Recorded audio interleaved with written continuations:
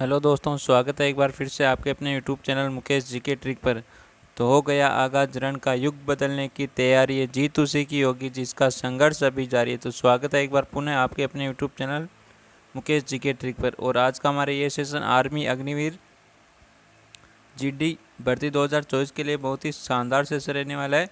और बिल्कुल ऐसा ही पेपर आएगा आपके अगली शिफ्ट में। तो आज 22 अप्रैल को शिफ्ट हुई थी, उनकी आंसर की आपको अवेलेबल करवा दी गई है। अभी पिछला सेशन हुआ था, इसी पर सेशन हुआ था। और टेलीग्राम मुकेश जी के ट्रिक टेलीग्राम पर आपको इसकी पीडीएफ भी मिल जाएगी। तीनों शिफ्ट की आंसर की पीडीएफ भी मिल जाएगी। टेलीग्राम चैनल मुकेश जी के ट्रिक को ज्वाइन करें। तो चलो आज का ये सेशन इम्पोर्टेंट सेशन शुरू करते हैं। तो इसका पहला क्वेश्चन है आपके सामने।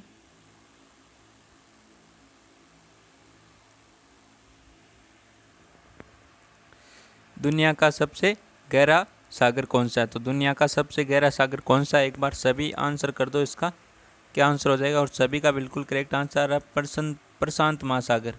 तो इसका सी आंसर बिल्कुल करेक्ट आंसर हो जाएगा। दुनिया का सबसे गहरा महासागर कौन सा है? प्रशांत महासागर हो जाएगा इसका बिल्कुल करेक्ट आंसर। नेक्स्ट क्वेश्चन आपके सामने। राज्यसभा के एक सदस्य का कार्यकाल कितना होता है? तो राज्यसभा के एक सदस्य का कार्यकाल कितना होता है? तो इसका होता है 6 वर्ष। कितना होता है? 6 वर्ष होता है। एक राज्यसभा के एक सदस्य का पूछा आपसे, एक सदस्य का कार्यकाल कितना होता है? 6 वर्ष होता है। कितना वर्ष? 6 वर्ष होता है। तो इसका डी आंसर बिल्कुल राइट आंसर हो जाएगा। जिसने भी डी आंसर दिया था उन सभी का बिल्कुल राइट आंसर हो जाएगा। अगले क्वेश्चन की ओर बढ़ते हैं हम। अगला क्वेश्चन क्या कहता है? अंतर्राष्ट्रीय न्यायालय के अध्यक्ष नियुक्त किए जाने वाले पहले भारतीय कौन थे? तो अंतर्राष्ट्रीय न्यायालय के अध्यक्ष नियुक्त किए जाने वाले पहले भारतीय कौन थे? तो पहले भारतीय कौन थे? नागेंद्र सिंह। कौन थे? नागेंद्र सिंह थे। तो इसका ए आंसर बिल्कुल राइट आंसर हो जाएगा। नागेंद्र सिंह पहले भारतीय जो अंतर्राष्ट्रीय न्यायालय के अध्यक्ष नियुक्त किए गए थे। अगला क्वेश्चन है, कौन सा दिन मानव अधिकार दिवस के रूप में मनाया जाता है? तो बहुत ही शानदार क्वेश्चन है। इस दिवस से एक क्वेश्चन तीनों शिफ्ट में पूछा गया है। तो इस दिवस महत्वपूर्ण दिवस के लिए एक क्लास हो चुकी है आपकी, तो वो क्लास अवश्य देखिए आप यूट्यूब चैनल के प्लेलिस्ट में जाकर। पूरे इम्पोर्टेंट दिवस की ये क्लास है आपकी, तो वो अवश्य देख ले।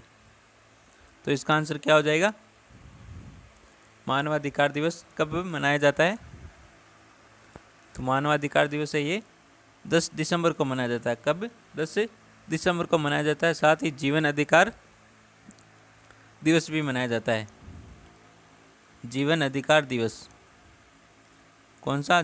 जीवन अधिकार दिवस 24 अक्टूबर को कौन सा दिवस मनाते? 24 अक्टूबर को मनाते आपके संयुक्त राष्ट्र संघ। कौन सा? संयुक्त राष्ट्र संघ। संयुक्त राष्ट्र संघ दिवस से मनाते हैं 24 अक्टूबर को।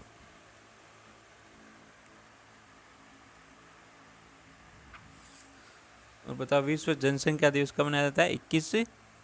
11 जुलाई को। कब मनाया जाता है? 11 जुलाई को मनाया जाता है विश्व जनसंख्या दिवस। 11 जुलाई को मनाया जाता है विश्व जनसंख्या दिवस। याद कर लेना इनको। नेक्स्ट क्वेश्चन आपके सामने। अगला क्वेश्चन है, भारत की सबसे बड़ी बहुउद्देशीय नदी घाटी परियोजना कौन सी है? तो भारत की सबसे बड़ी बहुउद्देशीय नदी घाटी परियोजना कौन सी है? पांगड़ा नांगल। कौन सी है? पांगड़ा नांगल हो जाएगा इसका बी आंसर बिल्कुल करेक्ट आंसर। सर इस क्लास की पीडीएफ कहाँ पर मिलेगी? पीडीएफ आपको मिलेगी हमारा टेलीग्राम चैनल है मुकेश जी के ट्रिक के नाम पर। उस पर आपको सारी क्लासों की पीडीएफ अवेलेबल हो जाएगी। और जीके के अच्छे अच्छे फैक्ट भी यहाँ पर आपको अवेलेबल हो जाएंगे टेलीग्राम चैनल मुकेश जी के ट्रिक पर। तो तो आपको हमारी यूट्यूब चैनल की बायो में जाना होगा, वहाँ पर आपको टेलीग्राम की लिंक दे रखी है, तो टेलीग्राम चैनल को ज़रूर ज्वाइन कर लेना। टेलीग्राम का नाम है, या फिर टेलीग्राम पर जाकर आप मुकेश जी के ट्रिक सर्च करोगे तो वहाँ पर आपको हमारा टेलीग्राम शो हो जाएगा, वहाँ पर आपको ज्वाइन हो जाना है। वहाँ पर आपको सभी PDF अवेलेबल हो जाएगी। तो भांगड़ा नांगल परियोजना ये भारत की सबसे बड़ी बहु उद्देशीय नदी घाटी परियोजना है, तो इसका बी आंसर बिल्कुल करेक्ट आंसर हो जाएगा। अगला क्वेश्चन है, सांची का स्तूप किस राज्य में स्थित है? तो सांची का स्तूप है किस राज्य में स्थित है? तो ऑप्शन है मध्य प्रदेश में, उत्तर प्रदेश में, बिहार में और महाराष्ट्र में। तो सांची का स्तूप है, कहाँ पर स्थित है? ये मध्य प्रदेश में। कहाँ पर है? मध्य प्रदेश में। तो ए आंसर इसका सभी ने बिल्कुल करेक्ट आंसर दिया। बहुत ही बढ़िया दोस्तों। और आज का ये सेशन आपको पसंद आया हो तो सेशन को लाइक ज़रूर करना ना, और लास्ट में कमेंट में बताना आपने कितने क्वेश्चन सही किए। तो ईच वन टीच वन कार्यक्रम किससे संबंधित है? तो ईच वन टीच वन कार्यक्रम किससे संबंधित है? प्रौढ़ शिक्षा यानी एजुकेशन से संबंधित है। किससे संबंधित है? एजुकेशन से संबंधित है। इसका ए आंसर बिल्कुल करेक्ट आंसर हो जाएगा। कौन सा? A answer. अगला क्वेश्चन है, भारत और पाकिस्तान के बीच शिमला संधि का हस्ताक्षर कब किया गया? तो शिमला संधि पर हस्ताक्षर कब किए गए थे? तो इस पर हस्ताक्षर किए गए थे 1972 को। कब? 1972 को। डी आंसर इसका भी बिल्कुल राइट आंसर हो जाएगा। नेक्स्ट क्वेश्चन है, महानदी कहाँ से निकलती है? तो महानदी ये कहाँ से निकलती है? महानदी आपके पटना से निकलती है। कहाँ से? पटना, बिहार से निकलती है। बिहार की राजधानी है पटना। किसकी है? पटना है बिहार की राजधानी। रायपुर किसकी राजधानी बताओ एक बार? रायपुर और देहरादून ये किन की राजधानी बताओ एक बार, कमेंट करो सभी। पटना बिहार की राजधानी है, और रायपुर और देहरादून किसकी राजधानी है बताओ एक बार, कमेंट करो सभी। तब तक अगले क्वेश्चन की ओर बढ़ते। आनंद मठ किसने लिखी थी? तो आनंद मठ किसने लिखी थी? बंकिम चंद्र चट्टोपाध्याय ने लिखी थी। किसने? बंकिम चंद्र चट्टोपाध्याय ने लिखी थी आनंद मठ। कौन सी? आनंद मठ। इसका ए आंसर बिल्कुल करेक्ट आंसर हो जाएगा। किसने लिखी है? बंकिम चंद्र चट्टोपाध्याय ने। मेघदूत के लेखक, बहुत ही शानदार क्वेश्चन है, वेरी इंपॉर्टेंट क्वेश्चन है भाई। मेघदूत के लेखक कौन है? मेघदूत के लेखक है कालिदास। कौन है? कालिदास। तो इसका ए आंसर बिल्कुल राइट आंसर हो जाएगा। मेघदूत के लेखक कौन है? कालिदास है। सौरमंडल का सबसे बड़ा ग्रह कौन सा है? तो सौरमंडल का सबसे बड़ा ग्रह कौन सा है बताओ एक बार, सभी आंसर करो भाई कमेंट में। सौरमंडल का सबसे बड़ा ग्रह पूछा आपसे, तो कौन सा है?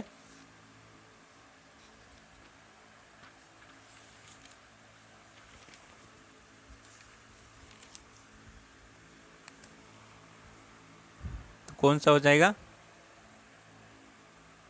ग्रहों की संख्या कितनी है? 8 है। कितनी है? 8। ग्रहों की संख्या कितनी है? 8। और सबसे बड़ा ग्रह कौन सा है? बृहस्पति। कौन सा है? बृहस्पति। इसका ए आंसर बिल्कुल राइट आंसर हो जाएगा।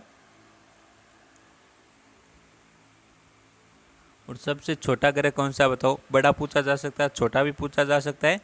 छोटा ग्रह कौन सा है?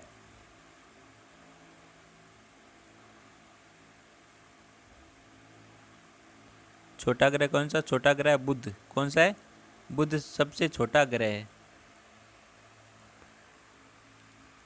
और सबसे गर्म ग्रह कौन सा है बताओ एक बार? सबसे गर्म ग्रह कौन सा है? सबसे गर्म ग्रह शुक्र। कौन सा है? शुक्र है सबसे गर्म ग्रह। सबसे गर्म ग्रह शुक्र। कौन सा? शुक्र हो जाएगा इसका। अगला क्वेश्चन है, इनमें से कौन हमारी संसद का हिस्सा नहीं? तो इनमें से कौन है जो हमारी संसद का हिस्सा नहीं? तो ऑप्शन है अध्यक्ष, लोकसभा, मुख्य न्यायाधीश, इनमें से कोई नहीं। तो हमारी संसद का हिस्सा कौन नहीं है? Chief justice. कौन? चीफ जस्टिस, मुख्य न्यायाधीश, ये हमारी संसद का हिस्सा नहीं है। तो इसका सी आंसर बिल्कुल करेक्ट आंसर हो जाएगा। सभी ने बिल्कुल राइट आंसर दिया। बहुत ही बढ़िया दोस्तों, सभी का बिल्कुल राइट आंसर हो जाएगा।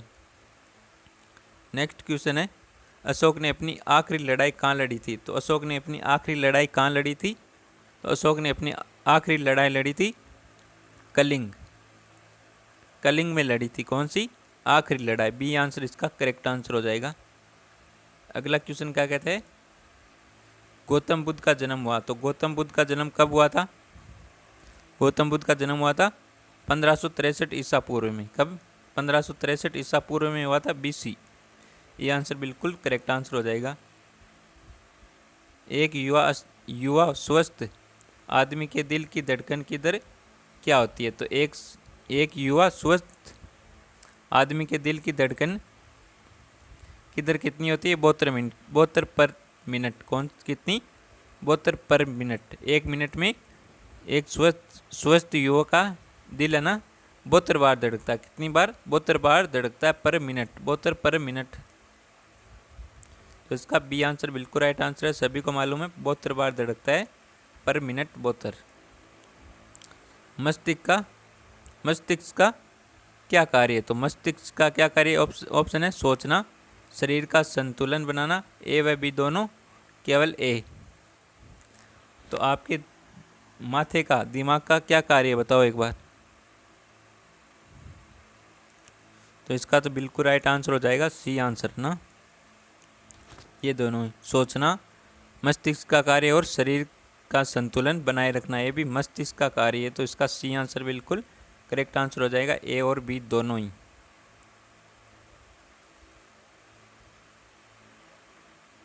रक्त से शुद्ध होता है। तो रक्त से फेफड़े शुद्ध होता है, यकृत, गुर्दा, उपरोक्त सभी। तो ये उपरोक्त सभी हो जाएगा। रक्त से फेफड़े, यकृत और गुर्दा दोनों, ये तीनों ही स्वस्थ होते हैं। तो इसका डी आंसर हो जाएगा बिल्कुल राइट आंसर। अगला क्वेश्चन क्या कहता है? तापमान दिखाने के लिए थर्मामीटर में किसका प्रयोग किया जाता है? तो तापमान दिखाने के लिए थर्मामीटर में किसका प्रयोग किया जाता है? तो थर्मामीटर में प्रयोग किया जाता है पारा का। किसका?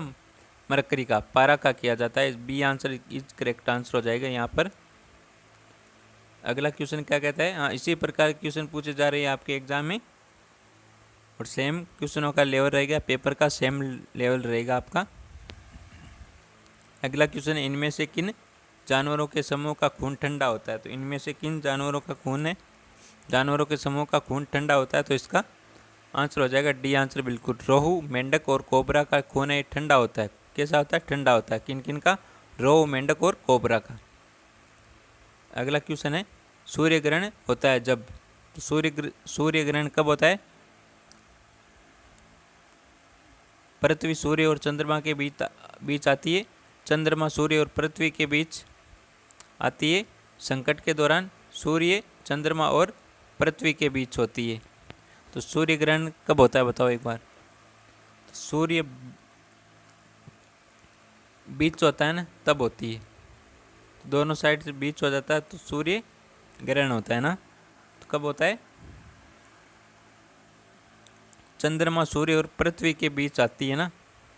तो यहाँ पर हो जाए चंद्रमा और यहाँ पर हो जाए पृथ्वी, ये सूर्य है। तो ये बीच आने पर ये सूर्य ग्रहण हो जाता है। पृथ्वी पर आधा दिखाई देता है। तो इसका आंसर हो जाएगा कौन सा? B answer. बिजली का अच्छा सुचालक है। बिजली का अच्छा सुचालक कौन है भाई? कांच, कागज, तांबा, पानी। तो बिजली का अच्छा सुचालक कौन है? तांबा, कॉपर। सी आंसर आ रहा सभी का बिल्कुल करेक्ट आंसर हो जाएगा यहाँ पर। बिजली का अच्छा सुचालक कौन सा है? तांबा है। और तांबे से अच्छा कौन है बताओ एक बार। बेरी बेरी किस विटामिन की कमी से होता है भाई? बेरी बेरी किस विटामिन की कमी से होता है? तो बेरी बेरी होता है विटामिन बी की कमी से। बेरी बेरी से बी याद रख लेना आप। विटामिन बी की कमी से होता है बेरी बेरी।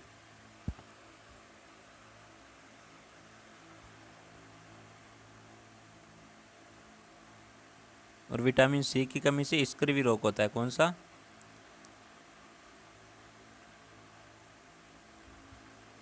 स्कर्वी।